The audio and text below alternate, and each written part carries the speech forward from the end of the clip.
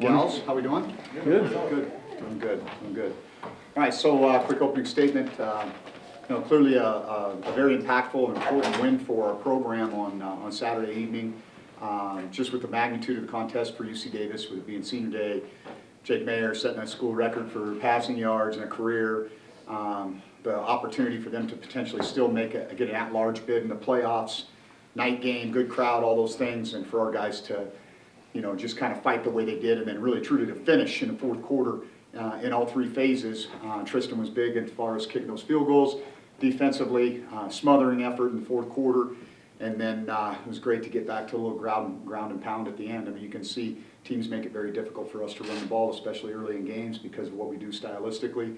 But if we can get this thing in the fourth quarter, those things, as we always say, kind of those body blows turn into knockout shots. And so, really good win. And now it's on to the Montana Grizzlies, 119th Brawl in the Wild, Montana Super Bowl. I don't think we need to talk about it a whole lot, honestly. The hype machine will go into overdrive, but it's really unnecessary. I think that we've got two ranked opponents that I think represent the best that this state has to offer on both sides. And so it's interesting now, after being here a couple of years, there's a lot of young men that wear the other colors, that are certainly guys that we recruited and know through the recruiting process, came to our camps. You get to know the kids, and it's kind of fun actually to see how they're developing within that program, and I'm sure the same thing's true on the other side. Really impressed with the job that Coach Houck has done in year two. I think he's clearly addressed some issues on both sides of the line of scrimmage. And what I see is a bigger, better offensive line. And I think that has allowed them to be more balanced. You look at their statistically, rushing for more yards per game than they did a year ago. I think the Knight kid, number 21, is a good back. But I really think it's their commitment to being more balanced on offense and the improvement of the offensive line. I think Coach Strimmer's done an awesome job with that group. They went out and got some guys, but they're a year older, a year more experienced. As I said, they're a bigger, more physical group overall. And I really think that that's helped them to balance their offense out. Tight ends are a big part of their offense.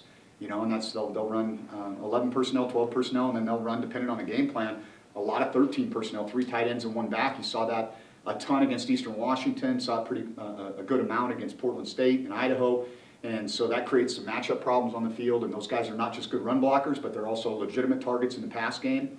The Bingham kid is kind of the primary guy, but Deming, and they've got a bunch of different good-looking kids at tight end. And then you kind of start to shift it out, and you look at number 18 and number 8 and number 16. Those 3 guys, kind of a 3-headed monster. Torre and Akeem have kind of similar skill sets, big, tall, athletic guys, win 50-50 balls, can break tackles on short gains, very competitive guys, and they have top-end speed.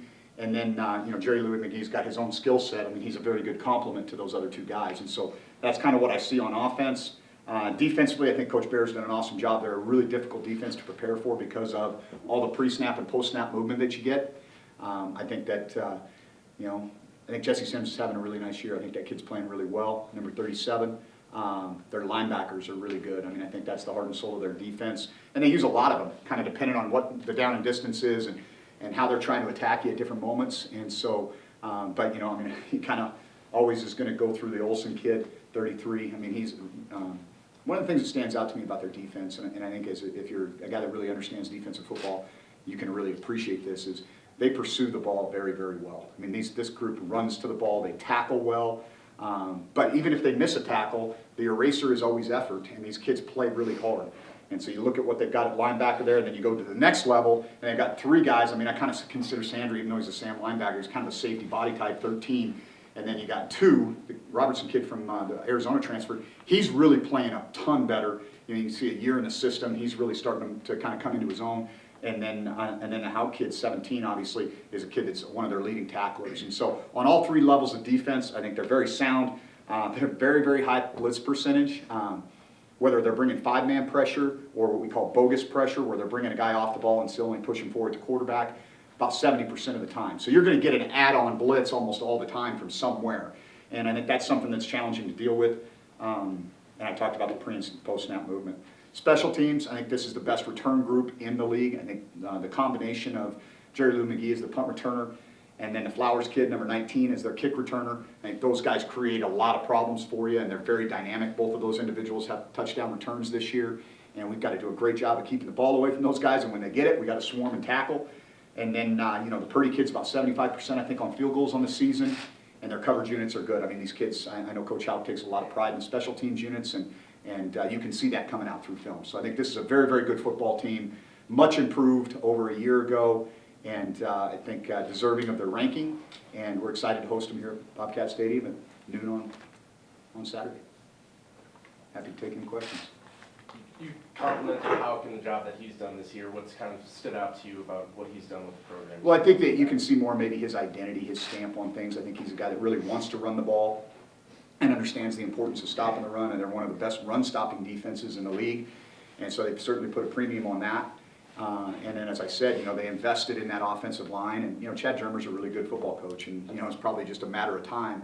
And stylistically, what they did with Coach Stitt was different than what Coach Houck wants to do, and sometimes that transition is going to take a little bit, but you can see the investment they've made in getting bigger and stronger on the offensive line, the coaching and the technique that has improved, and I think, again, I think that's what's really pushed their offense forward. You know, I'd be obviously remiss if I didn't mention Dalton Snead. And, you know, he's a young man that makes the whole thing go. You talk about all these component parts, but, I mean, he's a guy that, he's a courageous leader. You can just tell that. He's a tough kid. You know, built thick in the lower body, hard to bring down in the open field, accurate passer, very strong arm, and he has that confidence, that swagger you can kind of just see, and you can even see, you know, as good as Cam did for him in terms of running their show for him, but when things got down at Idaho, you insert that guy and there's an immediate jump in the performance of everybody in that huddle, and so that tells you what kind of leader he is, and so, you know, that's what we're up against. You know, we've got a lot of guys that have made a lot of plays, and they, you know, not unlike the team we played last week, they got a lot of boys they can go to. And I think those two receivers are different. I mean, I think they're different in terms of the level of competition that they could potentially play at. And, you know, again, I mean, it's a veteran coaching staff. You look at guys like Kent Barrett, who's been everywhere. I mean, this guy's, you know, he's going to have answers. You know, I talked about Chad and his ability to coach that offensive line. He's been a lot of places. He's going to have answers. Brent Pease is going to have answers, and he's got those receivers playing at a really high level. You got a guy like Rosie who's calling the plays. So it's a veteran coaching staff that has kind of now got their stamp and imprint on this team. The way that you guys were able to confuse and kind of fluster Jake last week, how big is that going to be this week, and how hard would it be to do that same thing to Dalton? Well, you know, I think one of the things that happens is you get a lot of stuff on film, and there's a lot of similarities between really the last three teams that we've played. They're all kind of spread gun run offenses and built on some RPO concepts. Montana will get into, like I said, the heavy sets a little bit more, and they have a different package that they run out of that, but their DNA plays don't change. I mean, they run a bunch of spacing routes. You know, you get your vertical concepts with 8 and 18. RPO slant game was big for them last week against Weber State. They hit him in the mouth with a couple of big plays on that. And so their DNA plays don't really change, but the component parts do. And I think that's one of the reasons why they've gelled so well at offense. And Dalton does a tremendous job of leading that group. The defensive line for Montana seems to have gained quite a bit of depth. What have you seen from some of the new players that you have not played with? Yeah, you know, it's interesting because they roll a lot of guys in and out there, obviously. Sims is kind of a stalwart, and he kind of plays through downs. 99's a guy that shows up. But they'll play those linebacker body types a lot at or near the line of scrimmage, and so that's really an extension of their defensive line as their linebacker core with some of the bogus pressure stuff that they do. I just think that, you know, I mean, if you want me to describe their defense, they play hard. I mean, they create problems for you with the movement and the pressure, but at the end of the day, they play hard. And I think if you're a defensive coach, that's what you want people to turn the tape on and say, man, this group plays hard. And they've got our respect and our attention from that perspective. They play a lot of free safety look, a lot like you guys have this year. Do you gain any intuition from knowing some of those schemes that you guys have implemented with some of the free safety? Yeah, I think there's some similarities. There are definitely some similarities between what they do and kind of some of the stuff that we've evolved into against the lighter set teams. Personnel's different, clearly, and how they go about fitting the run is different. And so in the pass game, maybe there's a little bit more carryover, but not so much in the run game because of how they fit things with their pre-snap movement, their bogus pressure, and their post-snap movement. Talk a little bit about their special teams. I mean, how different does your preparation become when you got to worry about guys like Jerry, Louie, McGee? You know, there's a third aspect of their game that you now have to prepare for. Well, everybody has a kick returner and a punt returner, so you know we prepare for it every week. I mean, certainly he's a good player and he's got a great history. I think he's you know, a really good punt returner. I mean, I think that's the thing I think about him. He's just got that ability in the open field. He's fearless, all those things. So we played against him 3 years in a row. Like I said, everybody's got a punt returner, everybody's got a kickoff returner, everybody schemes in special teams. Not like all of a sudden 1/3 of the game, now we got to turn the light on. That's not the case. But they definitely have our attention, and we know we're going to have to prepare at a high level. You talked about the run fits being a little bit different. With that bogus pressure, do you see an advantage, maybe being able to catch them off guard at times? You know, it's all gonna be, I mean, that's gonna be the whole key, right? I mean, we're not reinventing ourselves. I mean, they're not reinventing themselves. Kind of over 11 games, you've got what you've got on film, and you kind of are who you are. And I think the mistake can be made that trying to do something different dramatically and reinvent the wheel, so to speak. And so, you know, if we run the ball enough and effectively enough, we're gonna get some creases. I mean, that's the nature of it. And they're gonna do what they're gonna do, and they're gonna make some plays too. And so I think that's what, you know, it's probably just gonna be a big game of momentum swings like it kind of seems to always be. And I think that's one of the things Montana's done a really good job. When they get going, they've kind of, you know, they've turned the gas on a little bit a couple times. And that kind of started to happen to us last year up there. And so we've just got to do a good job of maintaining our poise and staying in the moment and playing the next play and, you know, get it into a fourth quarter game. That's really what we're trying to do. How is this week different just around the team? Or, I don't know, is it different at all? Or kind of how would you describe that? Yeah, I think it's different. I mean, I think our guys are, we have, you know, 45% of our roster is Montana kids. They got a bunch of Montana kids. I mean, I think it's foolish not to pretend that, like, this isn't a big deal. These guys are going to have to answer to this for the rest of their lives. This is a forever game. And so, but you can't make more out of it in terms of, you know, that performance anxiety curve. We've got to kind of stay in the, you know, our preparation's got to be excellent, but it can't be different. You know, I'm not changing the schedule, none of that. I mean, I think we're all a creature of habit, and we got to stay to our routine and stay focused. And, but I think our guys are, you know, they'll be excited. I mean, you know, it's going to be hard not to be excited.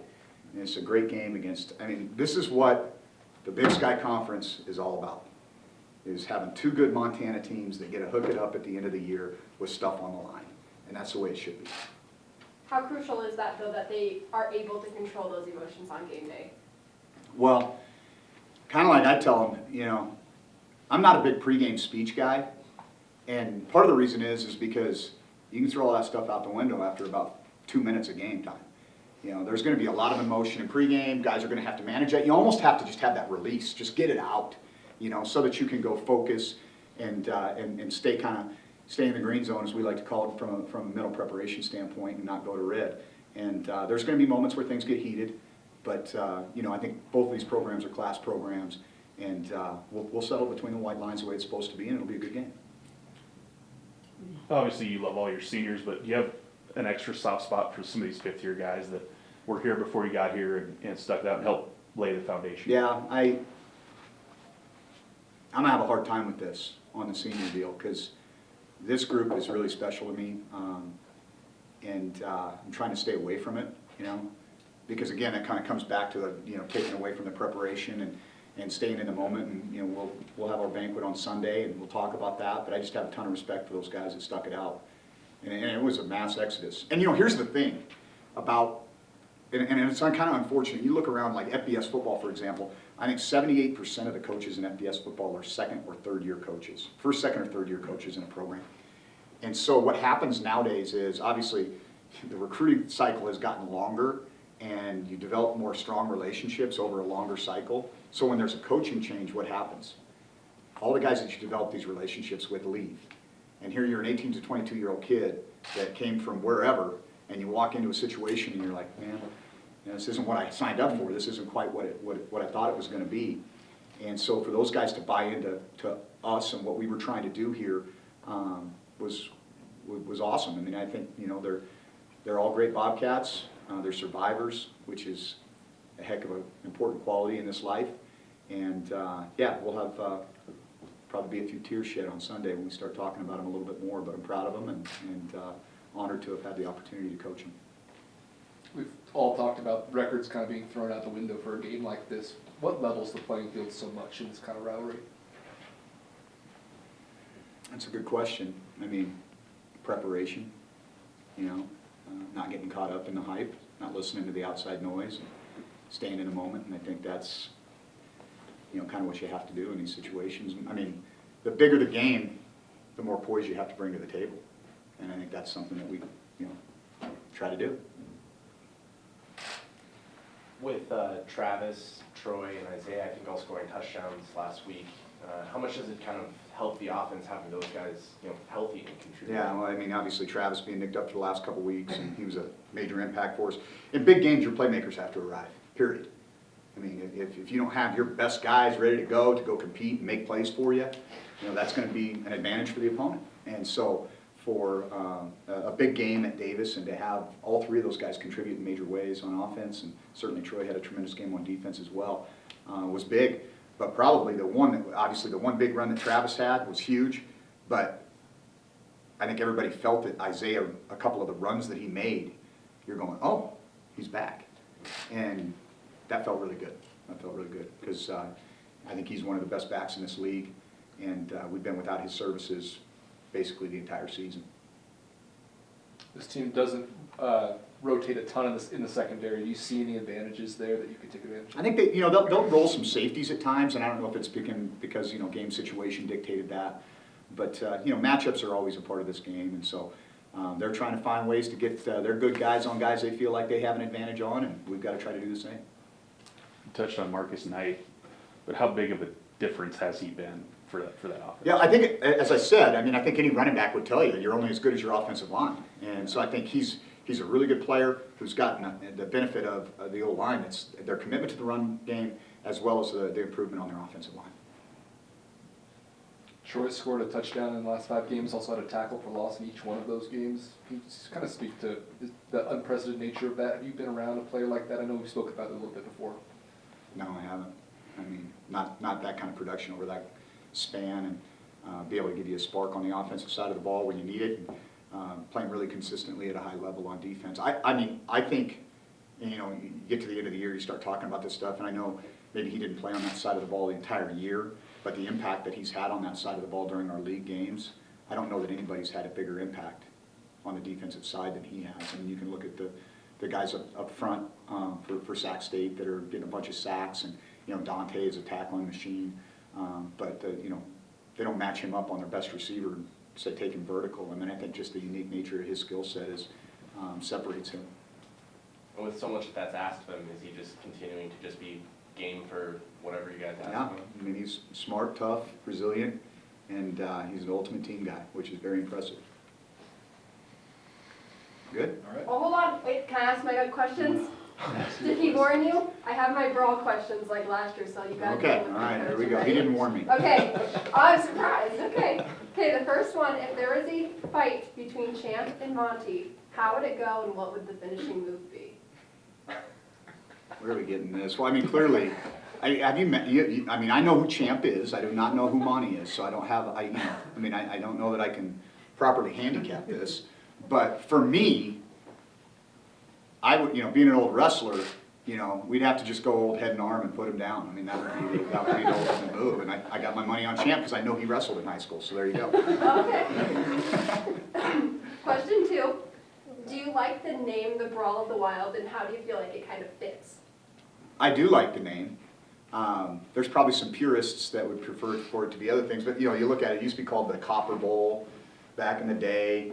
I think it's been called the Montana Power Classic. I mean, Montana Power, which is now Northwest Energy, had some pull back then. You know, Cat-Griz is probably what most people relate to it. But I do think that from a marketing standpoint, it works, and I think it's appropriate for, you know, the game itself. Okay, last one, I promise. What are your thoughts on the trophy and how would you describe what it looks like? Well, it looks like Trophy Rock.